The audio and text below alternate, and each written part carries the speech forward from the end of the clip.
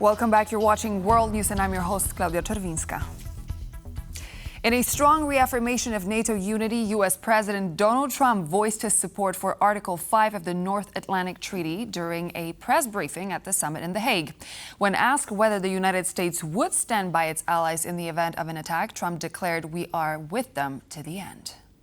We're with them all the way. I mean, if you take a look at the numbers, we're with them. And there are very big things to announce today. I don't know if you've taken the vote or you're going to take the vote, but I've been asking them to go up to 5% for a number of years, and they're going up to 5%, and that's a big, from 2%.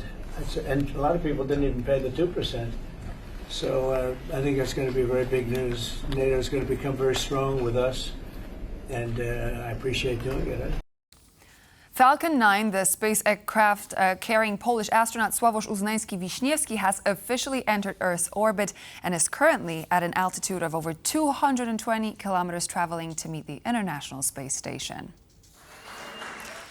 Right now, the Dragon spacecraft is flying over the Indian Ocean. Following liftoff, the Falcon 9 rocket reached a speed of over 27,500 kilometers per hour, marking its maximum velocity. Uznański-Wiśniewski briefly addressed the Polish nation with a heartfelt message. The long-delayed mission carries 4 astronauts, including Uznański-Wiśniewski, who will become the first Pole aboard the ISS.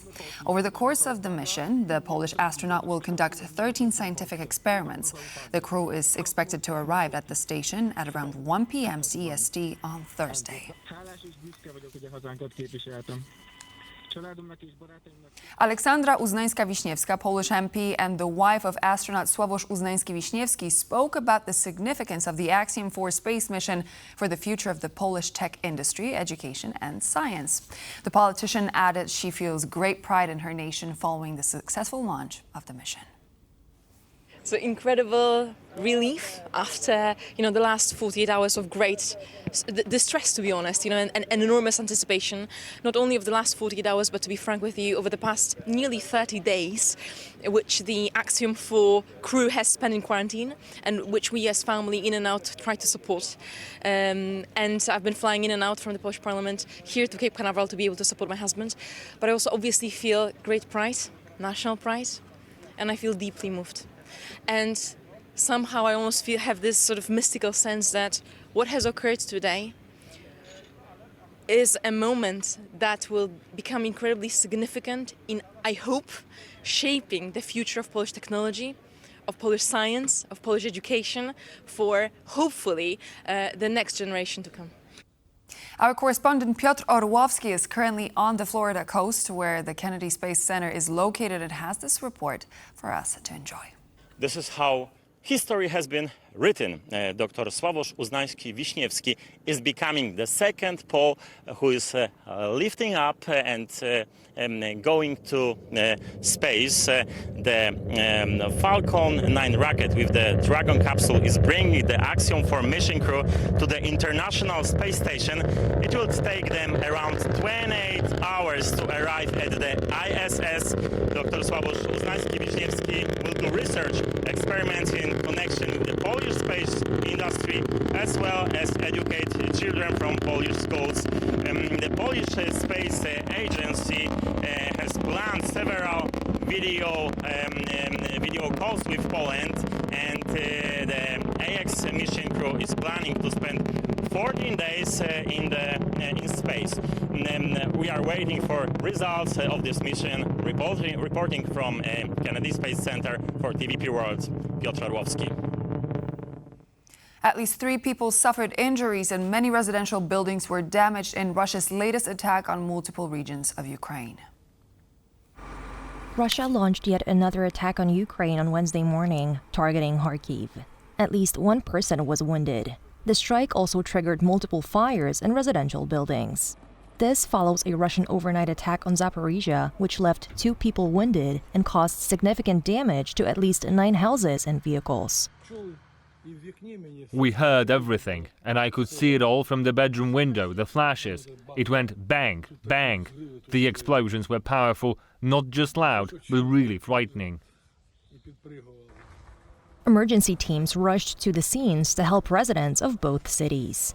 Local authorities have once again urged citizens not to ignore air raid alerts, as attacks remain frequent and often occur at night when civilians are most vulnerable.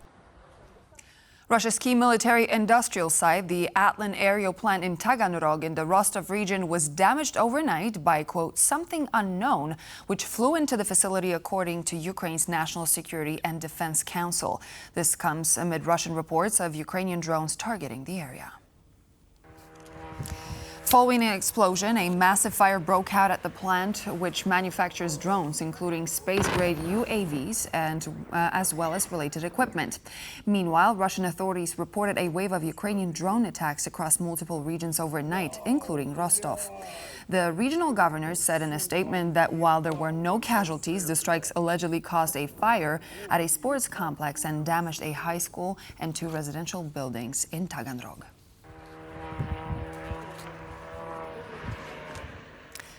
Lithuania signed a memorandum with American and Norwegian defense companies to secure production of ammunition amid Russia's war against Ukraine. The partnership will integrate the efforts of Lithuanian Giraitė armament factory with American Northrop Grumman and Norwegian Nammo. As per the agreement, Northrop Grumman will supply ammunition produced in the Lithuanian factory to the international market. The deal memorandum will initiate negotiations to produce medium-caliber ammunition, ranging in size between 20 and 50 millimeters. Moreover, the Giraitė armament factory will be provided by the 2 companies with technology to produce 35mm ammunition.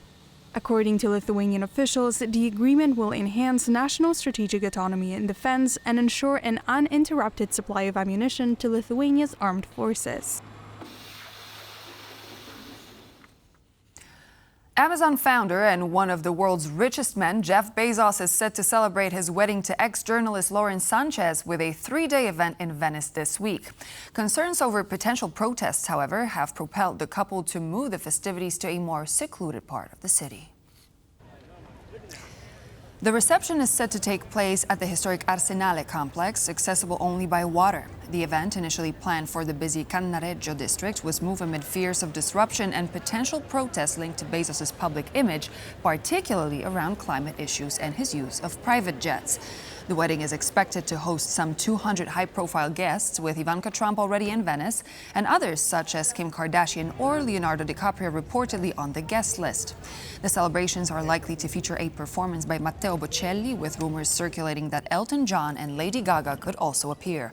The whole event is to cost upwards of 40 million euros. Polish divers discovered 2 wooden shipwrecks dating back to the 18th century off the northern coast of Poland. The group of divers reported finding well-preserved antiques, ceramics, pottery, and glass bottles at the site. The 2 vessels were located during a recent survey of the Bay of Gdańsk by the Baltic Tech Diving Association and the Maritime Office in Gdynia.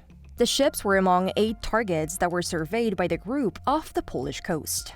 Although most turned out to be modern debris or decaying steamships, 2 proved to have historical value. The 2 vessels lie just 2 kilometers apart in a restricted waterway between the ports in Gdańsk and Gdynia. Preliminary analysis of the pottery found on board indicates it was manufactured between 1725 and 1740 in present-day Germany. While the discovery may be exciting, the group noted that because the ships are located in a restricted waterway, they will probably stay there for decades to come. And so this would be all the latest news for now. Thank you so much for joining. I'm Klaudia Czerwińska, and please remember to tune in at 2 p.m. for another midday report, and we'll see you there.